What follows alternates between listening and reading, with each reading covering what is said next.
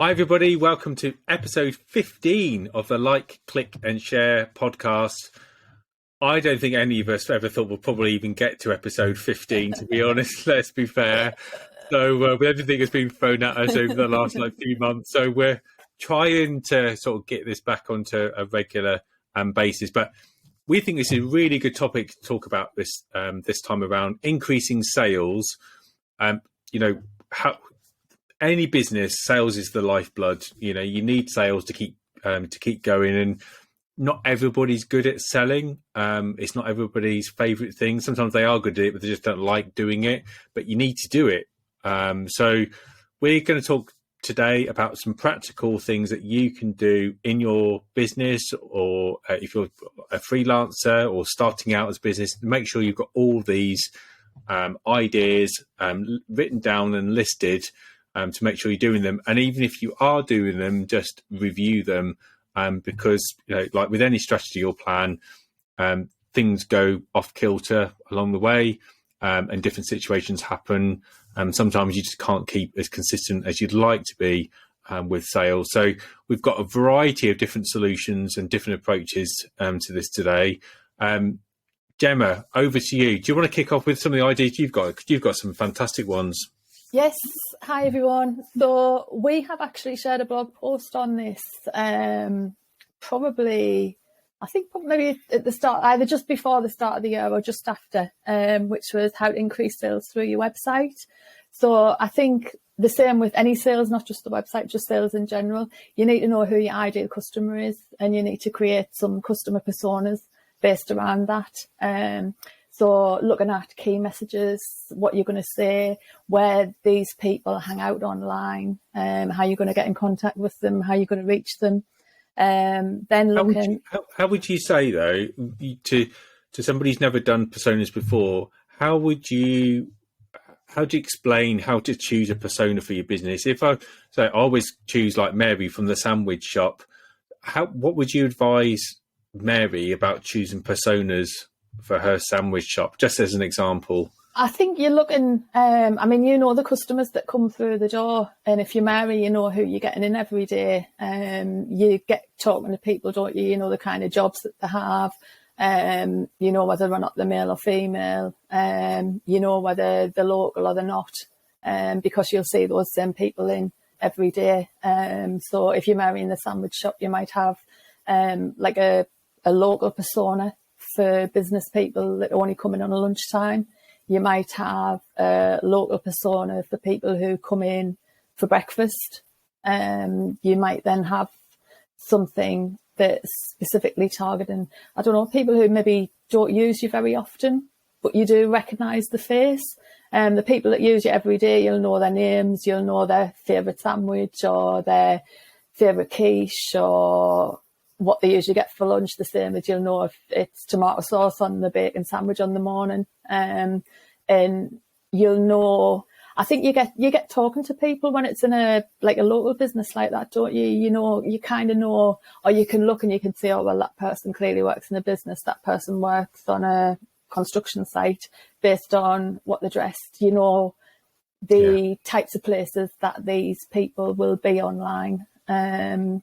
And I think as well, it's all about the messaging. If you're Mary in the sandwich shop, reaching out to either business people or people who are coming in every day, your messaging is going to be like quite relaxed and relevant to them, isn't it? It's going to have a certain tone if it's a local business. I think your tone and the words that you might use if you're in the Northeast or Tees Valley will be different to the tone and the words that you would use if you were Mary sandwich shop down in London, you know, because we've got different phrases and stuff as well. So I think you're looking to try and work out, who are these people, when do they come in, what is it that they're interested in buying, you know, if they're interested in a meal deal or if they're interested in hot food, you know, how can you encourage them to, if it's somebody who's only coming in 2 days a week, how are you going to encourage them to come in every day? Or how are you going to encourage them to spend more or bring somebody that they know? You know, I think it's all about making sure that you've got the right offer for the right persona. But I don't think it has to be difficult. I think sometimes, obviously, when you say things to people, it's like, oh, I'm not going to know how to do that. Whereas I think it's just breaking it down for people, which is obviously what you've just said there, isn't it? Yeah, and it is like you just said, Gemma. It is about these are just generalizations of people. You don't need to make it too complex or difficult. So, we might call one of your personas Bob, and Bob is your breakfast person who comes in, every Monday, every weekday, Monday to Friday, and he knows what he wants. He buys his regular thing, and he probably always spends no more than maybe sort of £3, £3.50 or something. But he'll have a standard filter coffee or a cup of tea, and he'll just have like a breakfast sandwich. So that could be that. And even if you're in a different business altogether, let's say you sell concert tickets, so you're going to have your fans there. So Bob could still be, the regular person who always just enjoys going to concerts, and he might go every single month, or he might just follow a particular band, but he's a loyal person. So then, but the language, like you say, how you speak to those people will vary from persona to persona. And then just to jump in there, just because we're short on time today, but when you're writing your persona, it's not about whether they're female or male particularly. That can be one of the persona types. If it's very clear in your business that you have a certain female or a certain male or any demographic, or I shouldn't really say just between male and female, should I really? But I'm just trying to give that as an example. Mm-hmm. And it can also be done on age, but usually it's just a name. It's kind of meaningless, really. So, it could even just be customer persona A. But ideally, the aim is that you've got this persona, and then if you wanted to find more of that persona, roughly how old they are, you got a description of their demographic, so where they live, could be radius within your business, like within within a couple of miles of your business, what their hobbies are, what their interests are. You've got a rough description of them, so you can go out and find more of them. That's the whole idea with customer personas, is like, who are these groups of people that, we can categorize into our business types or into our customer types that visit our business or use our business. And then we can see roughly who's using our business, and then we can maybe find more of those, or use it as a way to find, well, who are we not targeting? Who are we missing out on, which is what you were kind of saying before. We'll put some links about how to write out personas, and there's some great articles in HubSpot and other websites as well. So we'll put those in the links. But yeah, sorry, back to you, Gemma, because I've just interrupted you there. No, you're all right. And then I think as well, you're looking at your SEO strategy as well, making sure that your website's optimized, making sure you're using keywords, phrases, things that these people are going to be searching for.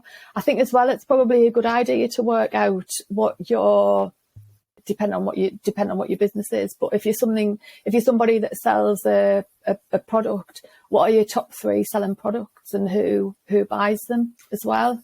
That's a good tip. I really like that one. Yeah, I think that's really important, because I think if you know that you can sell 10 of these at X number of pounds, and you need to sell another 5. If you know that these types of people are the people who are always buying them, then you can go out and look for those types of people. So if you've got your landing page set up right, you've got your website set up right, you've got your keywords and everything, then obviously that's going to help. I think you need to have a good online marketing campaign and social media strategy as well that specifically targets these people. So if you're Mary in the sandwich shop, you might only be targeting people on Instagram, because you're sharing pictures of sandwiches and food. Whereas if you're selling concert tickets, it might be Facebook and Instagram, places where you might see people sharing videos or stories, or even going live at concerts, So everything's got to be tailored specifically for either, I guess, the person or the product and service and where they're going to be. I think the other thing as well that's really important is consistency. So if you're going to post out on social media and you're going to do some marketing campaigns, that you make sure that you do them regularly. So if you commit to doing them, like a social media post a day, at the time that that person is most likely to be online, or within a group that you might be part of on Facebook, that you're sharing the post at that time so that they've got the best chance of seeing it. Because I think consistency is key, and I think making sure that you don't mix up the messages that person gets. I think that's key as well. And you mentioned about keywords and key phrases there. So, I mean, for most people, they might know what those are, but just to roughly explain that, those are the main keywords and phrases that people might be typing into Google or Bing or any search engine or any social media platform to find businesses like yours, or usually people will type in their problems or challenges that they're suffering with, and usually they're in the form of a question. So like, how do I do this? How do you do that? So just to give you examples, like, how do I promote my business on social media effectively? How do I get to use TikTok? How do I use the new Reels feature? All these types of things. And that's what you'll see patterns of, like blog posts being actually called these phrases. So actually using these key phrases there to help those blog posts get found for people to read them. That's why they've written them. They want people to read them. They want them to follow the tips. And then they, will hopefully try to gain that person into their sales cycle by then either sharing a link to another article at the end, or it could be a way of like, well, if you found this article helpful, sign up to our newsletter. From the newsletter, then they might start introducing other services, and then for the goal that they'll try and convert them into a paid customer. That's why everybody's doing this. So keywords and key phrases are really important, and I'm still amazed by the amount of people who don't use them. You just don't do any research whatsoever, and you do. It's so important. So we're going to do a podcast about that as well. Right. We're going to write it down. How to do research on keywords and key phrases. It's really not difficult. It is really easy. It's just a bit time consuming. That's it. Yeah. And then just understanding it. I'm gonna dive in here, and I've got some things here to mention about increasing sales.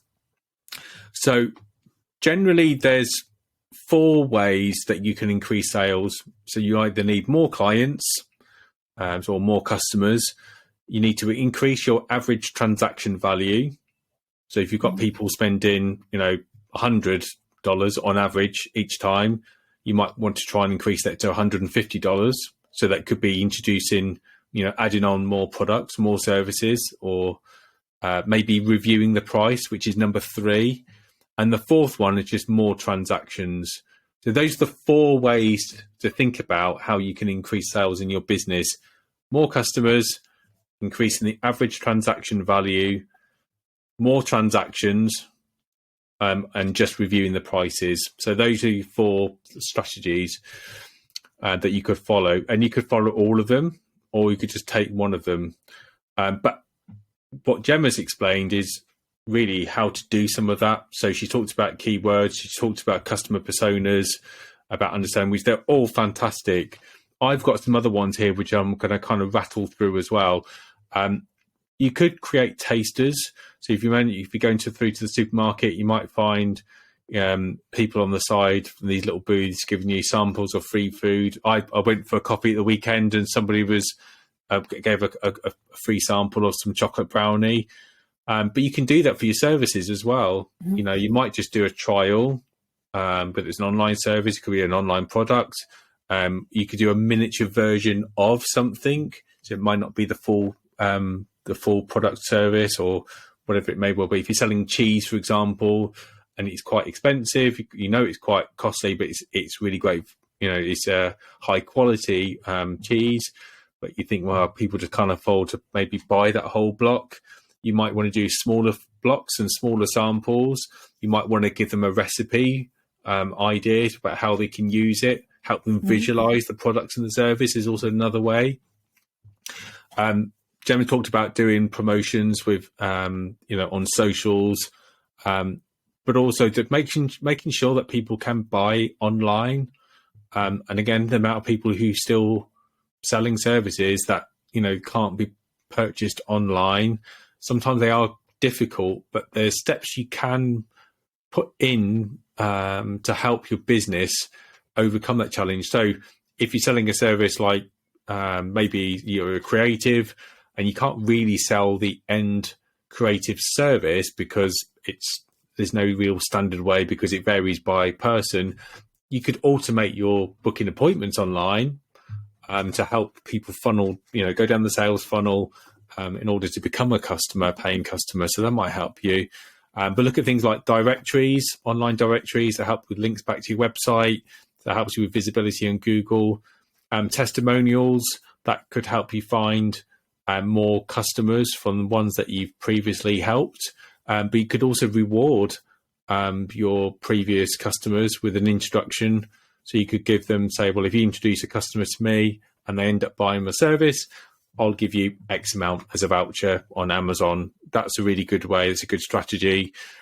Make sure you're gathering data. It's really important you're gathering data. So email addresses, not necessarily telephone numbers, but email addresses and names, and names, really kind of the minimum that you need. But also if you can get personas like Gemma was talking about, that's really important.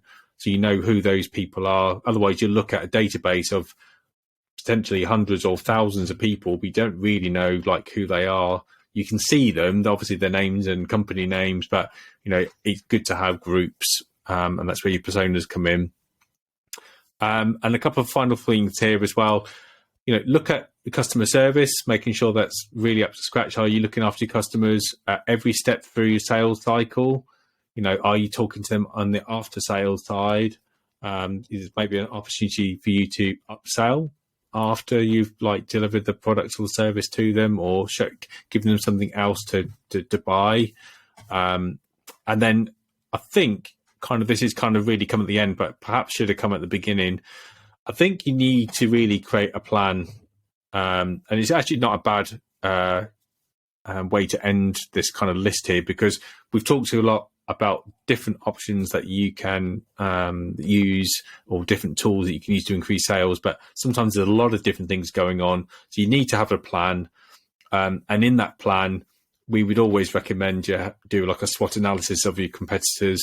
So look at what their strengths and weaknesses are, and then opportunities and threats as well. So, look at strengths in your business, look at your weaknesses in your business, and then compare that against the strengths and weaknesses in your competitors.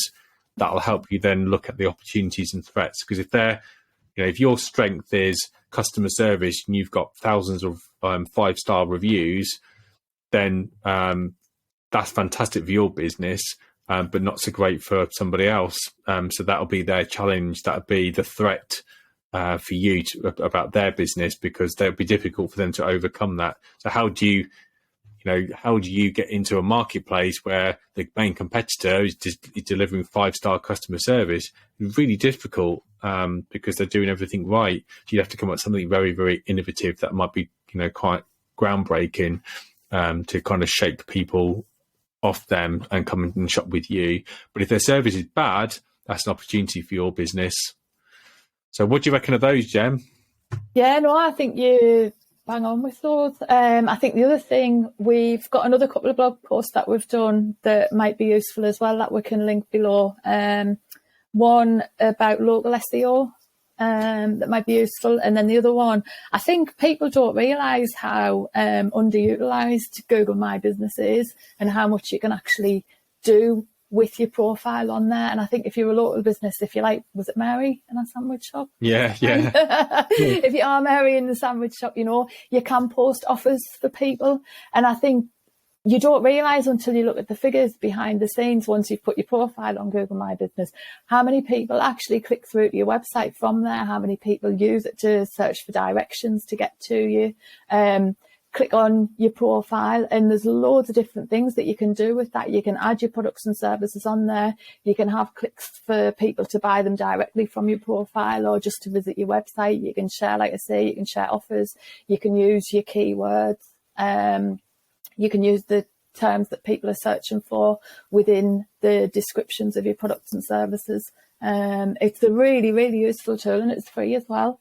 So it's one of the the big things I think that people don't realise, and I think is really underutilised. I think the other thing with Google My Business as well is not many people are sharing like videos to there or pictures or anything like that. So if you've got anything like that, so if you are Mary and you want to share some pictures or videos of inside your shop, some of the meals or the sandwiches that you do, how you make them behind the scenes, you know, it's a great thing. You can all, like I say, you can put some offers on there for people who specifically look at that channel. You know, I think that it's one of the things for SEO. I think it's one of the things to get people to find you, to get people to find your website and stuff. And I think it's a platform that not many people realise, or they'll set up originally and then they'll just leave it. They won't do anything with it, and it's just got their company name on, maybe a telephone number and the address, and then that's it. But there's so many more things that you can do